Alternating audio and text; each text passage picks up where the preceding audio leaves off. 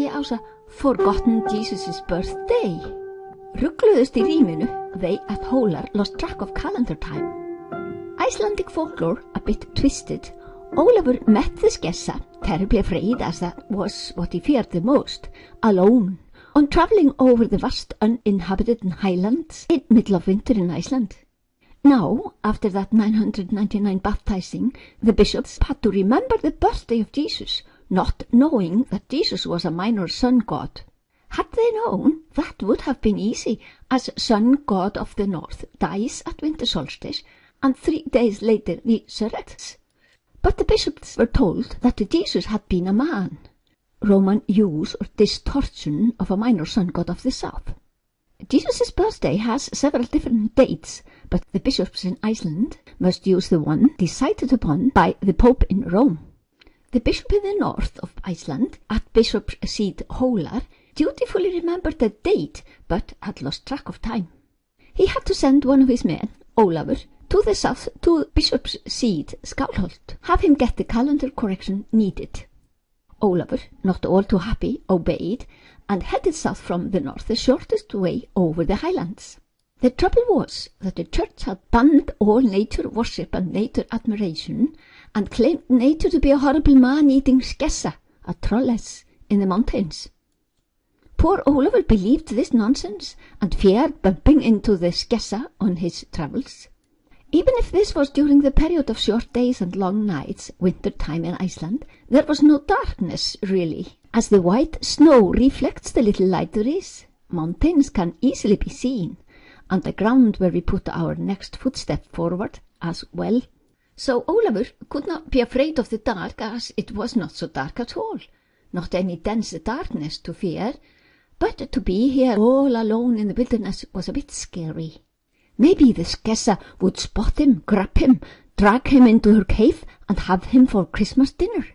She would for sure call it Yule dinner or winter-solstice dinner, but what difference does that make for Ólafur if he is to be the main lump of the dinner anyway?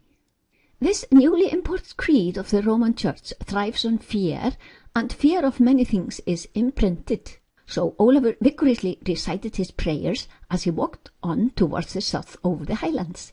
Then the luring devil wouldn't dare to come close to him. Of course he didn't meet the devil, as there is no devil. The devil is just a man-made device to keep men by fear under control. But how could Ólafur know when he had been told that the devil is for real? But Ólafur did meet the Skessa.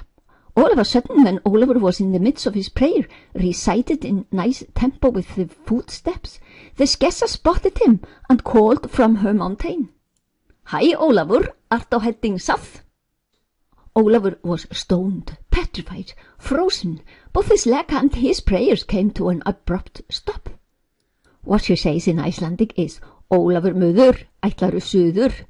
That möður does not have any meaning, it's just had to rhyme with suður, south. Has the bishop forgotten Jesus' birthday after all what the bishop claims him to have done for you Christians? Is that not a bit lousy? The Pope claims to be Jesus Christ incarnated, so this could be very dangerously a personal offense. Come, Ólafur möður, going suður, up to this mountain. Art thou going to eat me, Miss Skessa? Ólafur stammers. I need not such food. I am Mother Nature who cares for her bairns. Thou canst repay my gifts by nýsa niður to pure consciousness. That giving back is called meðmar. Jesus saves his sheep when they are dead. I nourish all men while they are alive. I shall show thee, Ólafur möður, then not needing to go suður, how to find the death of a sun god and resurrection on the southern sky can be seen on the sunrise, my boy. So the Skessa teaches Ólafur to look at the winter solstice, find the shortest day of the year, and celebrate the real sun god resurrection when days start to grow longer anew. In the old folklore, Ólafur got rid of that man-eating Skessa and went south and then back north with the correct date of Jesus' birthday. But here we claim that not to be necessary, as this our version of the story is much better.